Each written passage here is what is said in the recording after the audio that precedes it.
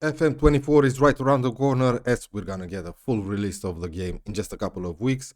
I got early access by pre-ordering the game, and of course the game comes with its own new features. As you can see right at the start, we get the option to load a save from FM23. Let's see what this is all about. When you bring your save game into FM24, most new features will be compatible with your save. That's great. Achievements cannot be unlocked in FM24 while playing a career from FM23. I don't really care about achievements. Let's see. Okay, this is pretty easy. I'm gonna upload my last save from FM23. That's with Anderlecht. If you guys don't know it, please check out my channel. It's a really good save. Let's see. Okay, and it's done. Look at that. It's when I stopped playing, we have the full squad here. Lorenzo Luca scoring 64 goals. Yeah. This is great. This is great if you guys have a long career in the previous version in FM23 and you want to continue it with the brand new features that FM24 comes with. We also have a brand new screen here when you start a new game. It lets you choose a game mode and we have three of them. The original way to play Football Manager. Updated squads will be in use at the start of each new career. And we have a brand new screen here when you start a new game with three different options to choose from for your game mode. Let's take a look at each one of them.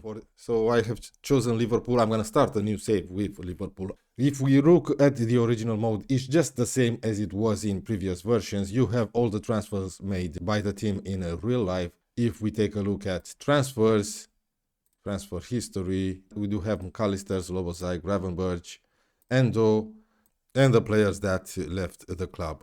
In terms of finances, we still have around 80 million, but that's in dollars, and the payroll budget of around 260 million. That's per year. I'm gonna adjust this, of course, to my likings. Second choice, the real world. Players will start the clubs they were with at the start date of this career. They will then move to their new clubs on the same date they did in real life as the career progresses. Okay, so in this version, you get to see the transfers that have been arranged, like Jordan Henderson leaving the club on July 27th. We're on July the 3rd, and Fabinho leaving the club, Adam Lewis, and so on. We do have the transfers that Liverpool made before this date, like Szoboszlai and McAllister. Let's look at the transfers though. Yeah, as you can see right here, if we look at transfers in, we have Ryan Gravenberch and Wataru Endo joining the club a little bit later. It's basically the same thing. If we look at finances, we have the same transfer budget. That because they take into account the future transfer that we already paid for. So there's not too many differences between this version and the original version, from my point of view. And the last game mode, Your World, starts at the same date with club squads and budgets will be accurate as of the start of 23-24 season, with no real life transfers reflected after that date. This is interesting. Let's take a look at it. Okay, so just like it says in its description, transfers that have been made after the 3rd of July in real life don't count. So as you can see, we still have Fabinho here at Liverpool, no transfer arranged for him. We have Szoboszlai and where is he? McAllister right here, because Liverpool made these two transfers before this date. So if we look at transfers, nothing out, nothing in, of course, and finances, this change, we have almost 200 million in dollars. I'll change this, like I said, when I'll start a brand new save.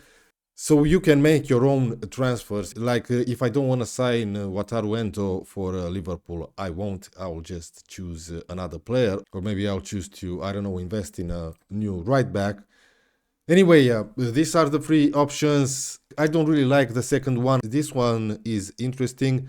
You cannot start this career mode earlier than July the 3rd. Yeah, so this is Liverpool on July the 3rd with Fabinho still here, Henderson still here, and so on. We have a new role in FM24, the inverted fullback. Of course, you got your description here. Basically, this guy is gonna act like an additional central defender when we have the ball. So if we play Konate as a libero here, right? He's going to move a little bit forward when we're attacking. Endo is gonna make room for him, and Gomez will just gonna swipe right in. If we play with two inverted fullbacks, the same thing is going to happen on this side. So Robertson is gonna move a little bit central.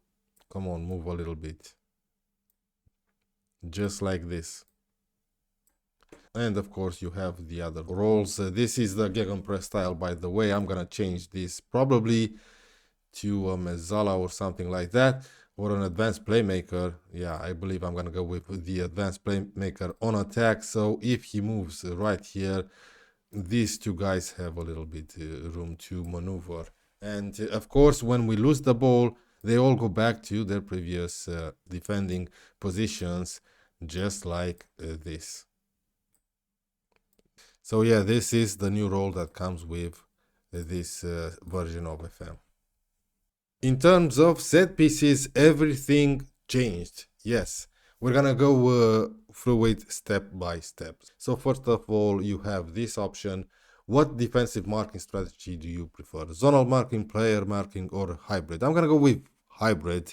It's going to use my biggest aerial defenders to mark zonally, while the rest of the players that defend will mark individual opponents. What post do you want players marking while defending? Well, I like my fullbacks to occupy both posts.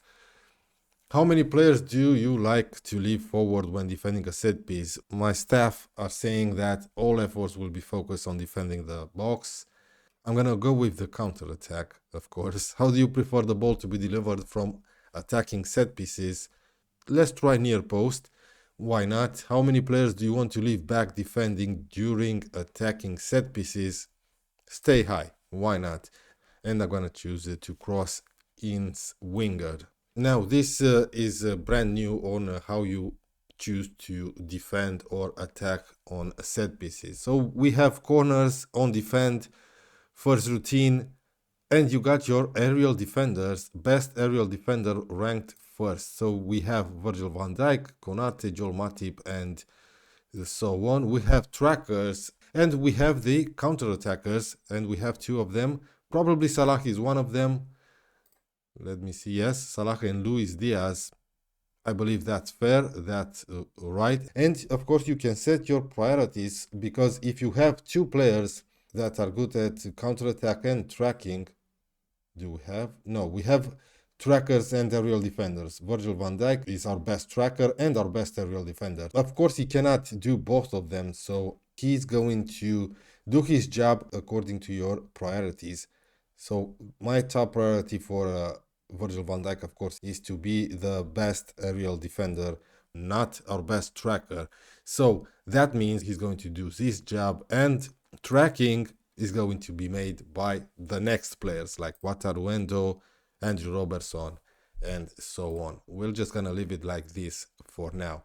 On attack, you have your aerial threats, of course, Van Dijk, Konate, Joel Matip, Joe Gomez, and so on. You got your box threat. I don't have anyone here. Let's take a look at them. Mohamed Salah, Darwin Núñez, and Jota. These are the guys that profit from mistakes made in the penalty area, like look, scoring from flick-ons or knockdowns in the box and so on. I believe our best one is Diogo Jota, yes, and Mohamed Salah. And of course, you can drag players here, like let's take a look at this guy. Wait, just like that. Look near post, yes, Mohamed Salah, and let's bring in another one. This is probably Núñez, if I can find him here. There he is. Yeah, Darwin Núñez. But I can change that from here. Diego Jota is on the bench. But, you know, if I do this, yes, take control. Diego Jota is second now. I believe he's second best to Salah in doing this. And, of course, you have your creators here. McAllister, Trent, Mohamed Salah. And yeah, Szoboszlai says is going to take the corner to aim for a near post. Of course, you have the options here for left footers to take the corners from the right side. Robertson, Tsimikas, and Harvey Elliott. And on the left side, Arnold, Szoboszlai, and McAllister. Because, like I said, I want my ball to go inwards like this. You also have here your preview option for left and right, and preview with starting 11. As you can see right here, our taker is Dominik Szoboszlai, and we have our aerial threats in Van Dijk, Konate, Gomez. Box threats, Salah, Darwin Núñez, creators, Luis Diaz, he's going to stay outside the box, and our free recovery defenders that stay back all the time. I will probably move McAllister outside the box, and I'll just leave Andrew Robertson and Wataru Endo to defend. Of course, we can do this for free kicks as well. On shooting range, I still have the preview option. We have our taker, our aerial threats, our creators, and our recovery defenders. And if we go back here, of course, you can drag a box threat. You can move Salah, of course, in the box like I did on corners and so on. In defense, you have your blockers, the players that form the wall. I usually use only 3. You have your aerial defenders, probably Van Dijk and Konate, yes, of course, and trackers that go back and move around a lot in the box with the players that they are marking. Of course, you have your counter-attack right here. I don't know why Wataru Endo is there, but whatever. And Dominik Szoboszlai, not Salah, okay. And you also have options to customize your throw-ins. Defensive third, you have middle third, but that's not in defense, that's in attack. Retain possession or work the line. I'm gonna go with work the line. Okay, and you have your attacking third with long throws, and of course you can customize this as well. I believe this is an improvement to what we were used to. It's gonna take a while to make plans. You can set more routines than one.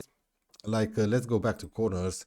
If I choose another routine and I go with far post, yes, now you can set your frequency. So near post, I'm gonna go more often, with the second one less often. So you can see changes right here, how often they're gonna cross near post and far post. So that's about it for this video. I believe there are some other new features. I believe they've improved the match engine as well. If you guys enjoyed it, please subscribe, hit the like button, leave me a comment. Let me know your thoughts on FM24, what you think of this new system in customizing your set pieces.